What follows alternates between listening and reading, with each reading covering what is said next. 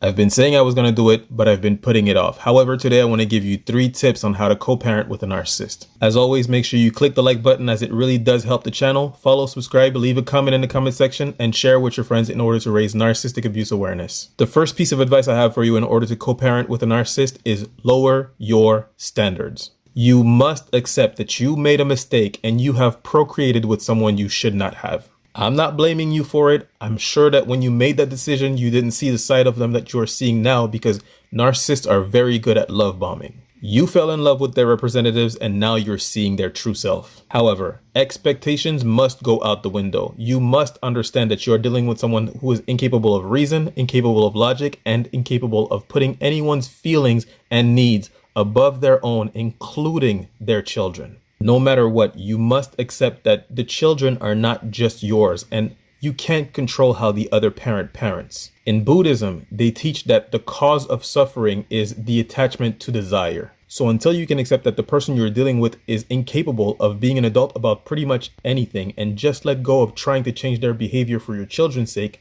you will suffer greatly, needlessly, and endlessly.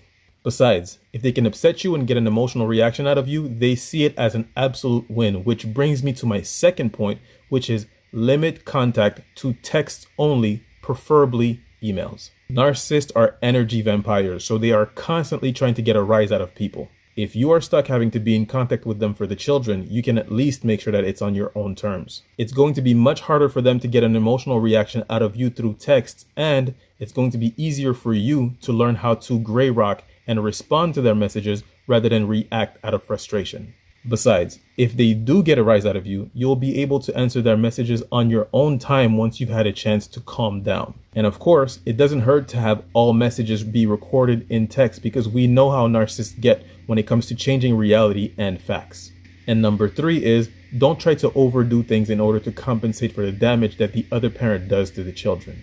By doing that, you would only deepen the wounds caused by them. You do not want your children to go on an emotional roller coaster of positive emotions with you and negative emotions with them. That kind of emotional roller coaster will become the norm to them, which will make them prime targets for narcissists once they grow up.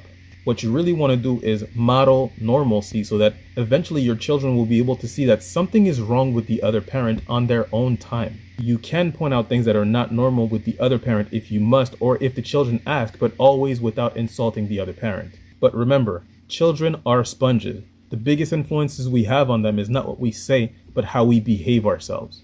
That's why it's so important to model normalcy. And I just want to say, I'm so sorry you're going through this. I know you're going through hell, but you got this. As always, please click the like button as it does help the channel. Follow, subscribe, leave a comment in the comment section. Share with your friends in order to raise narcissistic abuse awareness. This is the war against narcissism, guys.